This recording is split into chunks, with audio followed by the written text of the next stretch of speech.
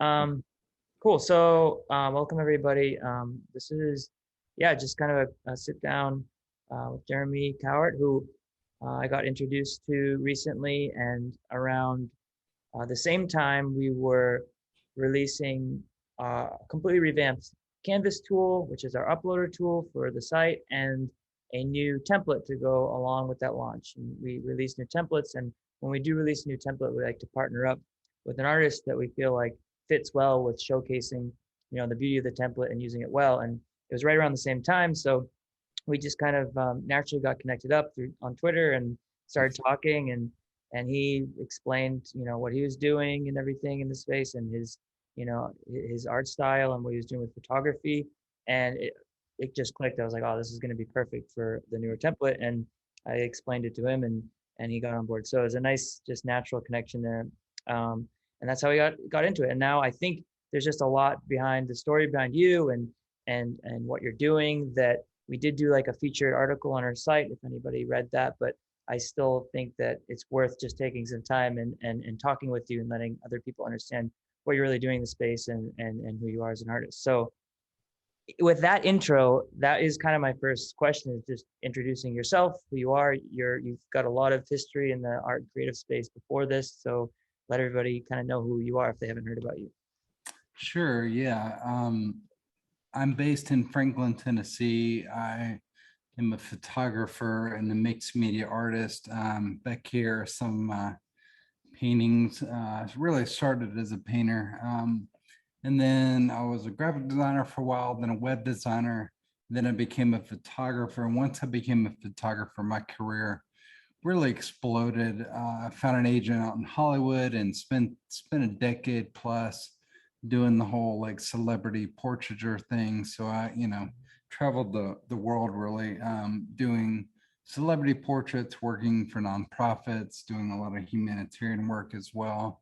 But all that time really still felt like I was an artist, a painter, and a mixed media. And so when the whole NFT boom happened, for me, it was really March. I know for a lot of people, it's been going for years. But I was a slow learner, I guess. But it made total sense because I've been a digital artist for a really long time, 20 plus years, a Photoshop user for 20 plus years. So, as a fine artist, I never felt at home in that space because I was too digital, too commercial, but yet as a photographer, I was too abstract, too artistic. And so the idea of an NFT being really emerging of the fine art world with all things digital, to me was like, oh my gosh, finally, like this is home for me. It just makes so much sense. It's where my head has already lived for a really long time. Then I, really found out about you guys, about Async, and I just couldn't believe how much it made sense for the way I think. I think layered art and changing art over the course of the day or sync to things really is the future of art on a wall. And so I had already been exploring my own new invention with evolving art. And so when I heard about you guys, I was like, oh my gosh, this is a match made in heaven. And so it's a real honor to be with you now and chatting through all this. Thanks. Yeah. I looking through your like, even like your early portraiture stuff, it seemed like even then you're obviously like trying to push the limit. Let me actually share my screen of push the limit of what that is. Like they're not just standard portraits of of people's. Do you have any that actually I think it's on here. Yeah, if you go to Actually, it's here. jeremycowart.com, Yeah. Send your regular photos, right? Featured. yeah, there you go. Yeah, like, are there any here you want to highlight or anything? But I mean, or any like famous people that you had? You can tell here, anybody who's looking, like, obviously you're kind of pushing the limits already of what is a portrait photo of someone. Yeah, this site thankfully is a brand new update. So this is all very new, recent work. It's funny, like I said, I spent a decade shooting celebrities from the Kardashians to Britney Spears to, you name it. But I've taken pretty much all that work down because it's really like I'm really am an artist. And so these days I'm showcasing work that I think is good or I think is cool. I think reflects who I am as an artist. I don't fully understand, the end client for the work that I do, but as an artist, I just really have to put into the world what I think is interesting. So all the celebrity portraits I've done in the past, yeah, just pretty much. I mean, there's one of Lauren Daigle. She's really famous. There's one of Keith Urban. So I've got a few still strung throughout here. There's Carrie Underwood.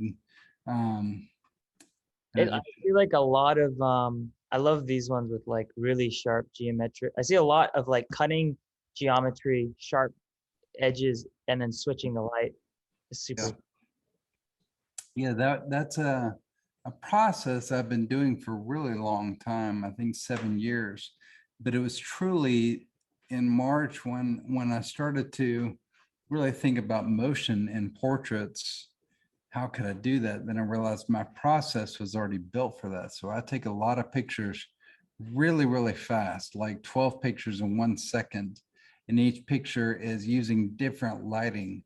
And so now I can do multiple things with that. I can build masks in Photoshop with layers and reveal, like with those cutouts you were just showing, you can draw a circle or a square, really any kind of mask. Like these, and basically layer them over each other, and they line Yeah, up perfectly because and the reveal exactly because the subject doesn't move during that 1 second. So there is no movement. So then I have all these layers where I can shuffle them however I want. And I've learned that it really is nice to do hard lines because when it's a gradient or a fade, I don't know, you don't get the same but feeling. you're getting the fade of the soft light on the figures, so like the contrast of the geometric shapes, I think, like complements that. I mean, Yeah, yeah. for sure. So like they are you, do you have it set up so that like you start the cycle and it flips through all the lighting super quick and takes the shots at the same time? Like, is it a software that you built to do that kind of a thing? Or like, is it coded, you know what I mean? To Yeah, no, it's done through it's shooting my camera at as fast of a frame rate as it'll go. So about anywhere from, depending on my battery life, 12 frames a second up to like 20 frames a second. So my camera literally fires at a pace of like brrr, like a machine gun. the lights go at the same time. Exactly. So my whole studio is just going brrr, it's like Sounds awesome. and then I also figured out how to change the backgrounds at that same pace with the second laptop, second piece of software. So it really is a bit of a mad science lab in my studio because I'm literally holding a remote control, pushing a button on one laptop, and then playing with the device in front of my camera lens with the other hand. So I'm really doing three things at once, running multiple pieces of software. Then the camera is tethered to the first laptop where I'm editing, and seeing the photos as they come up. So it's a it's a crazy process. It's really wild. That's awesome. Yeah, I can imagine that's you have to have like sign a waiver that you don't get seizures before you, you do a portrait with these. Yeah, it's insane. I've had people literally just come into the studio and scream at the top of their lungs out of just pure shock and delight because they've never seen anything like it. Even like, Yeah. seasoned professionals who've been on photo shoots their entire lives to see multiple different images because I'm changing the lighting and the backdrop. I'm literally creating a different universe for every single portrait that comes up. And so that one there at the bottom of the left, that's a good example Yeah. because it's, you see the background and the light, everything is changing. How is the background? Is that all bounced light in the background? Is that why it can It's change? it's all projection. Oh, it's projection. Very cool. Uh, Yeah, I mean, light changes the whole feel of your environment. Plus, you literally have environments projected too. That's very cool. So, like the subject probably doesn't even know what just happened, and see exactly. all the pictures, and Yep. yeah, that's cool. Yeah. And that is what led to lithographs, right? Do you want to like introduce that a little bit more? Like, yeah, I kind of had this epiphany, like, whoa, what if I, took that 20th of a second, or that 1 second, and then merged all those photos together as a very simple fade in After Effects. And the end result is that it literally looks like light is traveling through a still photograph. mhm, Um, so there is no, it's a video file, but there's no motion except for the lighting. And then I started putting music to them, and I realized, like, dang, this is like a whole new form of media. yeah, And I spent quite a bit of time. Just I called like the likes of ESPN, Time Magazine, our industry's biggest blogs like Petapixel. I even called Canon and the makers of these lights, trying to see if any of this has ever been done before. And they all said, no, it's never been done before. And so that's kind of why I branded it and put a website behind it. yeah. I mean, you said when you were first showing this to me, I mean, the first thing I said, which you obviously compared, or you thought of as well, was Cinemagraphs back in the day. I remember that feeling of just like when I saw the medium of like a cinemagraph, and then this still with like this partial movie, it just felt like it combined things I already know, but in a completely new way that I just haven't seen before. And immediately it was like, this is fresh. Like this is something my brain hasn't comprehended. Yeah. And yet it seems somewhat familiar, but it's very new. And so this kind of reminded me of that because of the stillness and the changing. But yet the way this happens, there's something about Cinemagraphs, the reason it caught your eyes because it felt unnatural, right? You have locked up frozen things and then moving things. This, and if for anyone who doesn't remember Cinemagraphs, where they're like it was like a GIF, but it was half of it was photographed, but you'd pick certain areas that were still Mm, moving like a video and looping perfectly.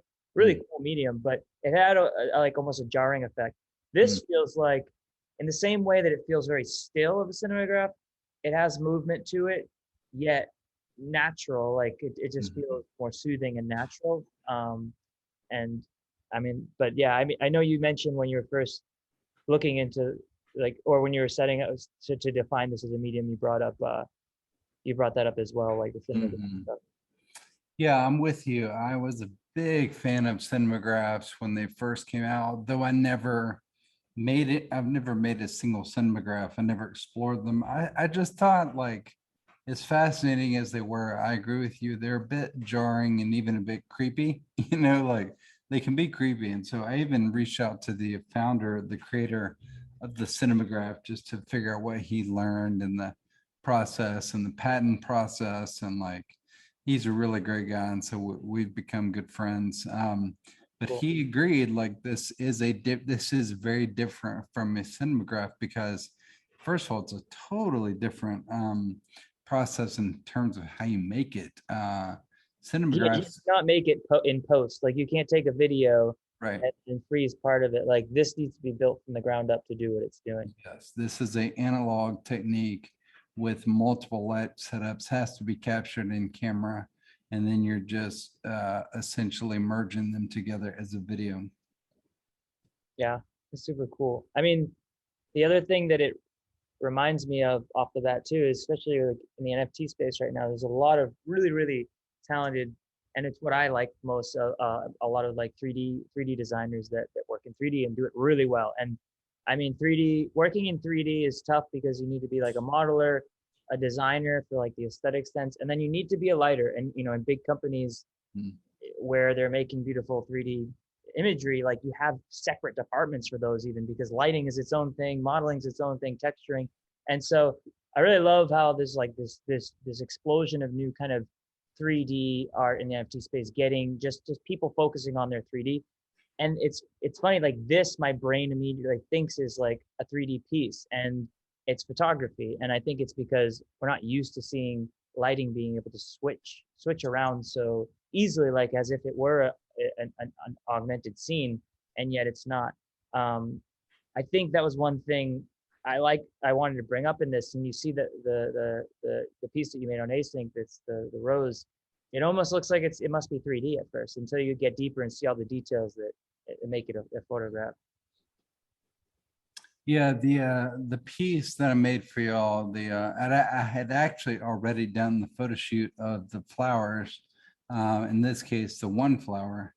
And Hmm. so when you guys announced the idea of 24-hour, evolving art, again, I just got so excited because, there's really about 6 different lighting setups here, but there's a lot more different color backdrops.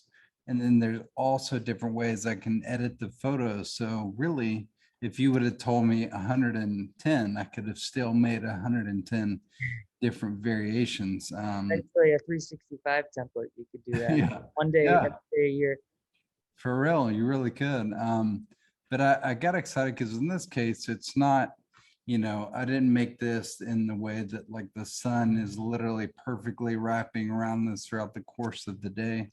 It's more an abstract representation of light passing through the day. It does get generally brighter around, from like noon to 4 p.m. And then there is a sunset version that begins around 5 to 6 p.m. And then in the middle of the night, it is extremely dark. And so it does loosely represent the idea of a passing day, but the light is circling throughout the day, if that makes sense. It almost to me more represents like things happening around the flower, whether that's cars passing or things bouncing off buildings, but the light is constantly evolving throughout the day. So it's a fun piece and a very simple piece, but I'm really proud of it.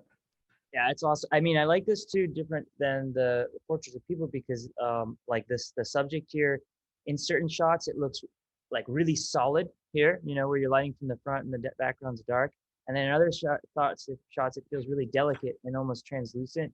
You get like light glowing through it. So you get like the delicate pieces of the petals in some where you can see kind of the veins through it.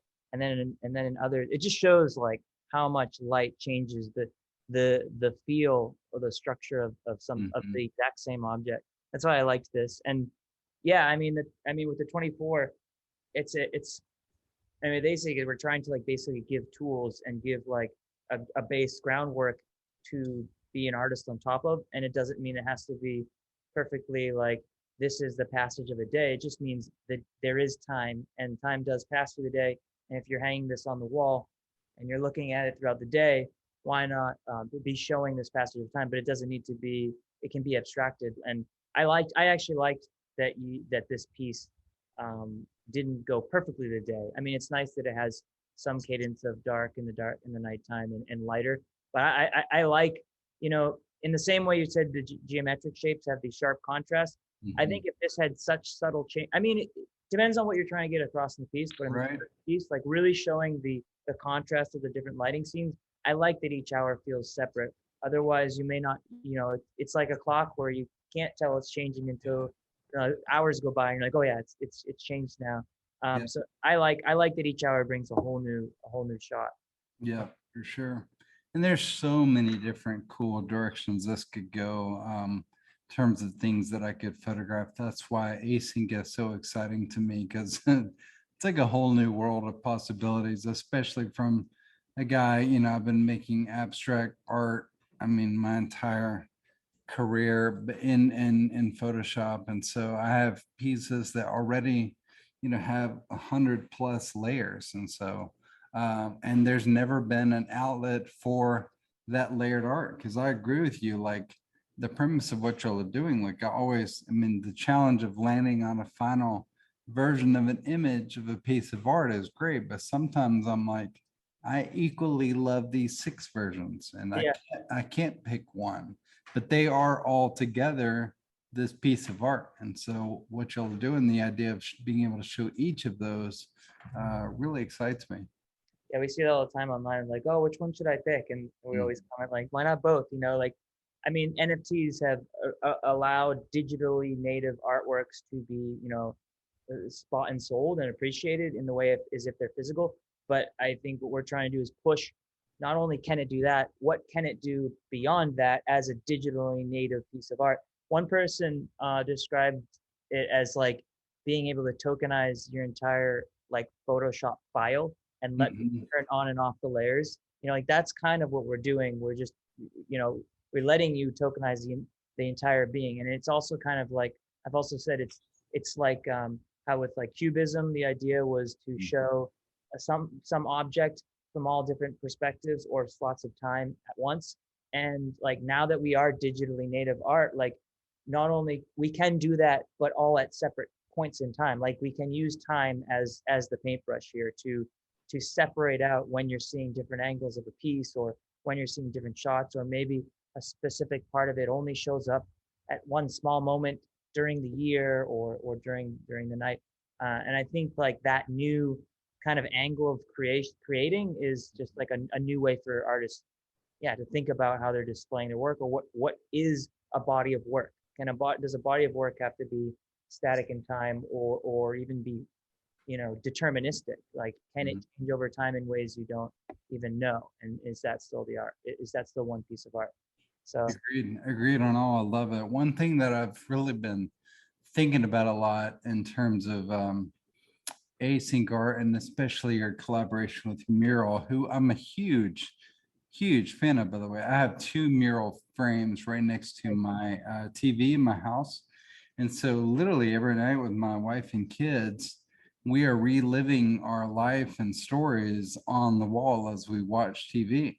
I have probably 800 images in each of my mural frames, and so we're just obsessed with them. So the idea of async collaborating with Mural was the perfect match. But I keep thinking about everything from casinos to hospitals, where you have these rooms, sometimes giant rooms, where there is no window light. And especially in a depressing hospital, if you have no windows and you want to know what the weather is doing outside, the idea of an async piece being synced to the weather patterns just is mind blowing to me in terms of giving people hope, giving them a sense of like, I'm connected to this piece of art, because when that piece of art is bright and shiny and warm, then I know it's sunny outside.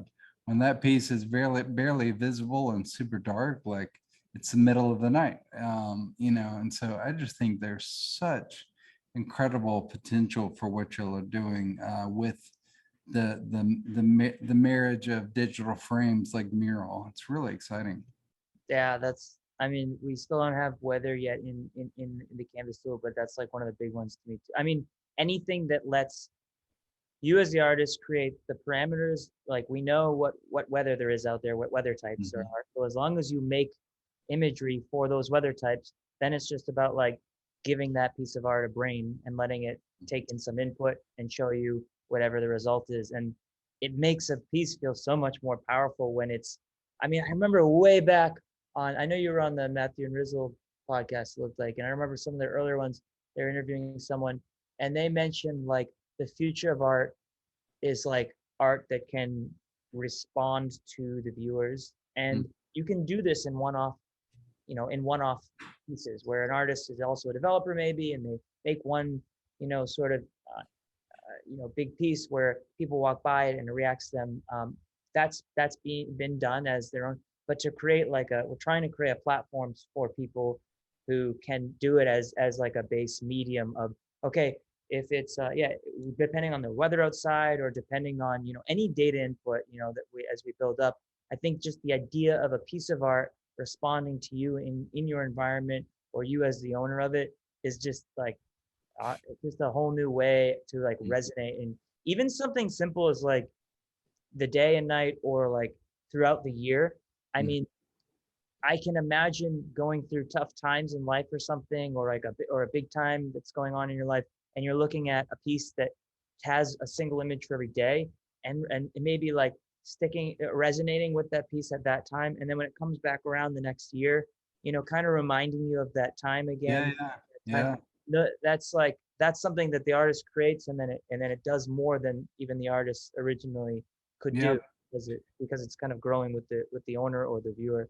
Um, Then my head goes to things like, I'm sure the technology is coming, but the modern day equivalent of a mood ring. So somehow there's technology on your phone that's reading your heart rate or your health condition that somehow knows what mood you're in, and then that's synced to Async and Mural, and then all the art on the walls is being reflected about the mood you're in or your health condition, or if you're sleepy. Like, could you imagine you walk Yeah, in your house and everything is like low key and vibey, and you're like, yes, yeah, my art gets me.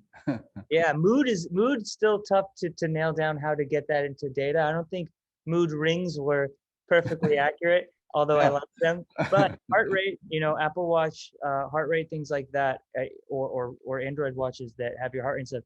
Those are all like data you can read and have like a span. This is a low heart rate. This is generally a high heart rate. Um, this is calories. And so if you could just take that data and pick chunks, Mhm. sort of like days or times during the day, and have an image for each kind of chunk. I mean, it's totally doable at some point, and I agree that Some point.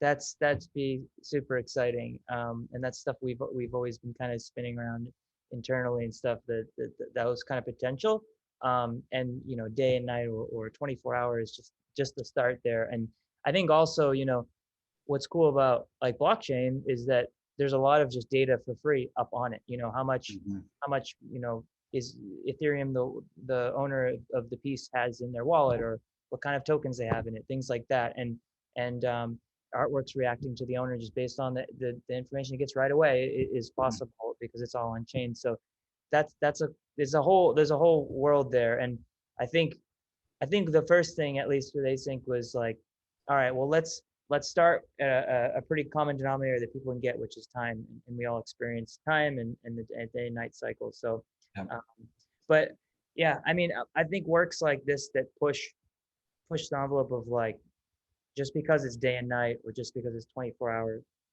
you know, that's just a medium in and of itself, and that it's a passage of time showing different slices of this artwork. And so it's exciting to see. I'm excited to see where people take this template. Um,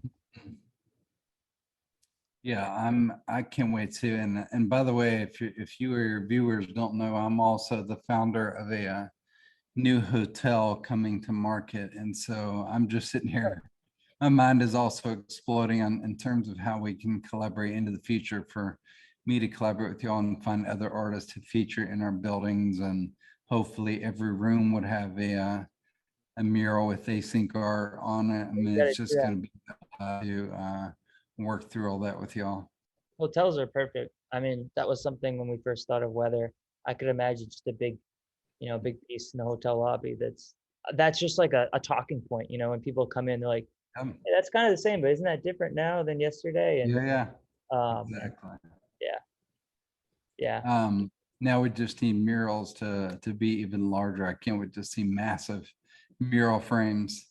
True, that's true. They aren't as big. I guess, I mean, it's the screen technology has to catch up. Do you have any, they have e-ink ones yet on Mural or no? Do they have what? The e-ink where it's like more matte and it doesn't glow. I know I think people have looked into that. E-ink's like, like the Kindle readers, things Oh like yeah. that, where it can change its look, but it's not like pixels on a screen. I don't know if they have Huh. that on murals yet, but Yeah, I'm that's not something I'm sure. excited about because then it has no glow to it. It just looks like a flat Wow. like Oh, I see what you mean. Yeah, yeah, that would be incredible. yeah. Yeah, that would be unbelievable, They actually. dim though at night automatically, right? Yeah, yeah, Yeah. yeah. Cool. Yeah, you can really control the brightness. And again, I mean, if I it sounds crazy, but I feel like my house are on fire. Like, my mural frames are two of the things that I would quickly grab, because again, we take so many photos as humans these days that Yeah. everything just ends up in the backlogs of your phone. And so you gotta have digital frames to relive your moments and memories. And so I'm obsessive about it. Everything goes into our mural frames. But now with what you're doing with async, it just adds a whole new dimension to what mural is doing. Yeah, I don't know if you've got in there yet, but I know I actually don't have a mural yet, but I know that we have it set up so that I know that they have like collections just in the Mural app that you can just pull right from, and that's how we've connected with them. So there's literally, if anybody has a mural, you can just go in and browse the current, pieces on Async on there. And one thing that'll have to be solved at some point is making those top, like, reacting to your day and night. I think that'll be where it's exciting too, is like not just Yeah, the day and night that it's set to right now universally, but to each their own. exactly. Yeah, cool. I know, like, when we talked about the NFT space in the beginning, there was one thing that came up to me that I realized and meant to bring up was, you know, photography in general was one of those things that felt like almost like with music, or when things went digital and things started feeling like you could just copy anything and it's for free. Music was one of those ones that almost felt like, oh, like I have to pay for, a Mhm. thing that could easily be copied. It didn't compete with people. And then there's like apps, and the App Store was another one of those things where it's a digital thing. You buy it on your phone and your phone doesn't change. You just have new software on it. And it felt like hard for people to spend like $1 on it. And photography to me in the art world is a perfect example of this crossover where people are like, well, okay, this is the original, but like everybody can still see it. And what does that mean to have an original when it's not like a hand painted thing? But photography is one of those things where it's kind of is a thing that has been sold in the past, prints of photographs, and yet there is no real original. There's the original prints, but no one hand painted it, someone shot it, and the only way to capture that exact moment is to show the photograph. And you could make Yeah. signed numbers of those. I guess there's the negative that would be maybe the original, but was your did because you were a photographer, like charging for things that didn't have like the hand touched part to it, was it an easier kind of crossover for you to understand why NFTs had value there? Yeah, it's a good question. I think so. I mean, NFT essentially is a digital print that you have signed and authenticated and put on the blockchain. There are still a lot of photographers that don't get it at all, but it just makes sense to me. And so, yeah, I'm currently selling both art as NFTs and just pure photos. I've got a collection on OpenSea that's just photographs, Okay. and I'm trying to go more that direction because I have so many collections of photographs over the years, obviously shooting projects all over the world. And so just trying to determine like when to release them, which ones to release. It's a lot, but yeah, I think in the beginning, that's why it made a lot of sense to me. Yeah, I feel like photography is like kind of still untapped a little bit in the NFT Yeah. space, almost because it was born out of people thinking in maybe a more like traditional art collecting sense. So this like, what looks like a piece of art that would maybe Mhm. be valuable in the old world of art, and how do we carry that over to the new world? In some ways, I mean, there's definitely the art styles born out of just like the crypto sphere and like this new age and memeified, or kind of just pushing the limits of what is art in some ways. But I guess photography, yeah, to me feels a bit untapped still, because Mhm. it is a type of art that's been around for a long time now, that has never really had like a way to capture like the first of its kind, versus Yeah. as well it's just printing, maybe making your first prints and then signing it. That was kind of the way I know of in the past to sell Mhm. photography. So I feel like NFTs are ripe for photography in general. Yeah, and it seems like it's starting to happen. I'm definitely seeing a lot of photography sell compared to even a month ago. So Mhm. it seems like it's starting to take off, and I'm excited for that, obviously. For my colleagues, myself. I mean, times are getting harder in a lot of ways for artists, but at the same time, there's always new opportunities booming, and NFTs are a great example. And so I still have a lot of hope and excitement about the future for artists. But you got to be aggressive. You have to be on the ball with learning and researching and understanding this crypto stuff. It's a lot of work, but it's certainly worth it. Yeah, yeah. No, I mean, I'm excited at the whole space, and I think, um, especially, with what I think we're trying to do, um, it's kind of reinvigorating the art world, NFTs in general, and artists. But I'm also just seeing, not even just with Async, pushing the limits of, as an artist, what are the tools I can use to make my art maybe differently. There's also just like this, I don't know, I just see a lot of creative people that we've seen online or on Instagram that have been making things for years, and it turns into maybe followers because they appreciate their artwork. But this idea that they can actually kind of monetize the efforts they're putting in to create this stuff, Mhm.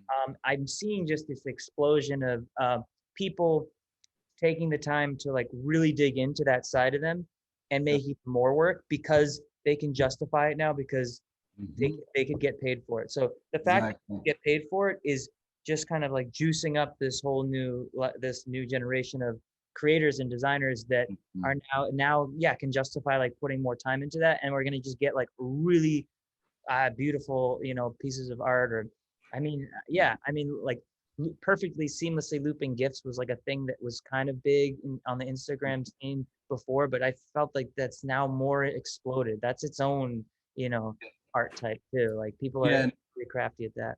yeah, no, I'm seeing just the same thing. Artists making the best work of their lives because they can finally monetize these doodles or these cool things they've been making in the past, but it was just their passion project. So I think it's the American dream to monetize what you love doing the most. And so I've seen it over and over and over lately. Just artists like, oh my gosh, I just sold a piece that I would have made for free, but I just, sold it for 10 grand or whatever.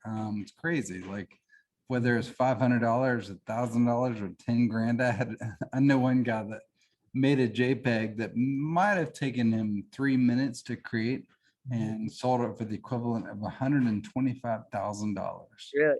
Well, Uh, that's like, I mean, to what's the famous story? Is it Picasso, or who was it that like, I forget, that they like drew something on a napkin, yeah, and the person was like, "Oh, can I buy that off you?" exactly. They were like, "Well, yeah, that'll be $100,000 or something, though." And you're like, "Well, it only took you a few minutes." Like, no, it didn't. It took me like my lifetime to get Yep. to be able to do that. I mean, Yep. yeah, some you That's make it it. look easy if you've spent your whole life practicing or building up. I mean, that's the same with like, that's what I love about your stuff is you're not just a photographer that is doing, like, you have a signature style of your photography. Like people will be able to pick out your pieces as your style. I feel like it's probably, you can have a people can have their styles of painting or doing different, like it's pretty easy when you're other in mixed media, but to be a photographer that has like a very like recognizable style is probably harder. I mean, I'm not huge in the photography world, so maybe there are others like that, but No, I think you're spot on. I mean, it's taken me, 16 years to get to a style, and I've always wanted to have that thing. There's a guy named Dan Winters that has this thing. Annie Leibovitz, I really feel like has her thing that hundreds, if not thousands, of photographers have ripped off since then. But yeah, with my concoction here of prisms and projectors and light changing. It's really insane. And then the way that I edit my photos with my one kind of look that I apply. Yeah, it is rewarding to finally land on that. But yes, it's taken me a very, very long time to figure it out. yeah, very cool.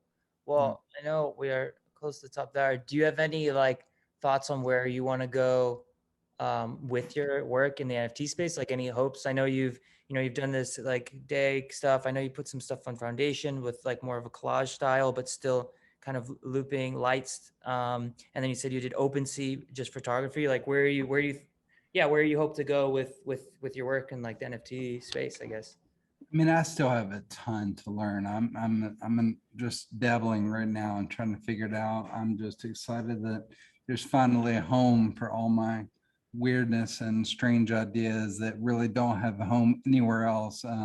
So I feel like the NFT world gets me and I get them, and it's just thrilling to be at that place. And so I can't wait to just continue to let my ideas run wild, because as a commercial photographer, I have to fit into a box. I have to sell a product for a client, whether even if it's a musician, What does their music sound like? Who is the audience? What is the audience going to buy?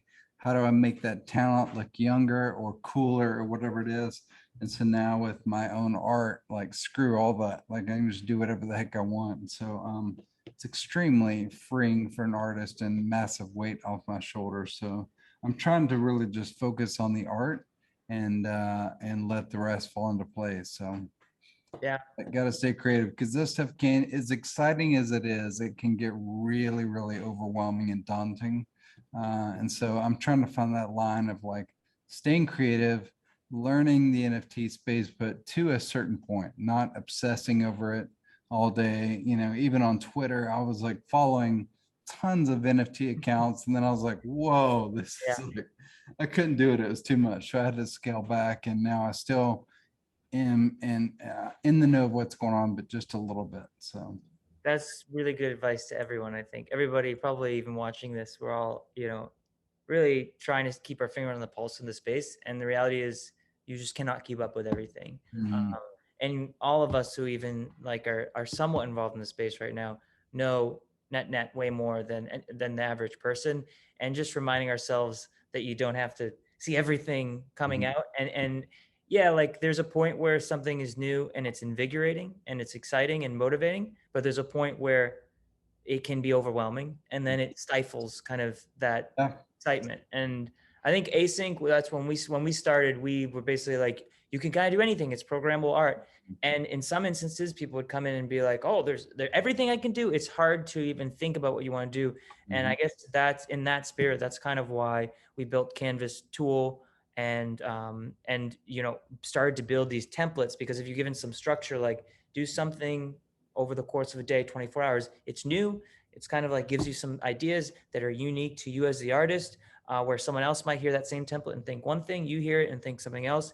And so it excites you and motivates you into making something new versus just being this kind of overwhelming, crushing, like this is too much. And I think the space as a whole is doing that. But it's going to be around for a long time, and it's going to be changing. It changes every like day. So mhm. it's that's a great way to be looking at it, to not try to keep up with everything every day. Yeah, Otherwise, you never make anything. You don't move. exactly. It was literally stifling not only my excitement, but my creativity. Like there was so much cool stuff coming out that I was like starting to feel numb in terms of an artist with creative ideas. So I was like, I gotta Yeah, step back, take a few steps back. So that reminds me of Instagram in general. Like I'm a yeah, yeah. person myself, and you follow all the things that you like, and sometimes you can go on and be scrolling, and you kind of feel like everybody's so good. Like Yeah. what's the point? And I think what brought me into the NFT space in the beginning was like, yeah, everybody might be so good at Instagram, but this is a whole new space where I can make my mark. It's still Mm, kind of untouched, and that's a good, like, I guess, feeling for everybody to hold on to, because yeah, I mean NFTs in the space is growing so quick and exponentially that it can get that overwhelming, like, well, everybody's doing everything already. mhm. But it's not true. I mean, everybody's experimenting, but it's new for everyone, and it still is a new space. And um I hope we can keep that spirit of like not just feeling like overwhelmed by it, Yeah, because exactly. it's not See, it's not healthy. And create, and then you get back in the same place where creators feel like they need to be doing a certain type of art, or they need, and I want people to be being let go of that, like you explained. I've heard that from other people, like, oh, I had to do stuff for clients, I have to do stuff for clients. This is the mm, first time I could just do it for me yeah, and still like put it out there to potentially be bought and sold, which is great. We need more of that. People just making what's true to them and not worrying exactly. as much about. Agreed. I think it's a dream for all artists just to make what we want to make and not worry about clients. Yeah. It's a dream Yeah. for sure. Yeah. Yeah, I hear that. I've been in advertising in the past, and I get very excited about idea. I want to make it perfect, and then it gets cliented, and then Hmm. it changes the direction, and then a little bit more, and then it's lost all its soul. And it's good I, to, I vote we make a cliented an official word because that's so true. yeah. I Yeah. mean, sometimes it's good, it gets even better, but a lot of times it sucks the soul. But that's why even if people like out there are still doing their 9 to 5, at least you can get this other side of life and still be doing it, you know, outside of work, or doing like some release of like, I'm going to make my own stuff, put it out there, and it gets, you know, people eyes on it, and people interact, and especially at Async, people actually interacting with it Mhm. and experiencing your work. So Exactly. cool. Well, this is great. It looks like we're at the top of the hour. I've just been watching it because I know we're streaming on Twitter, but anything, any final words anywhere? I know you have your site, jeremycowart.com, right? And then there's litograph also.com, correct? Yep. .com. Add Jeremy Cowart on socials. Been having fun this week telling stories on TikTok of all places. Oh, So nice. Oh, if you're on the people want, TikTok game. yeah, if people want to hear behind the scenes of some of my favorite photos, I'm enjoying doing that on TikTok. So That's awesome.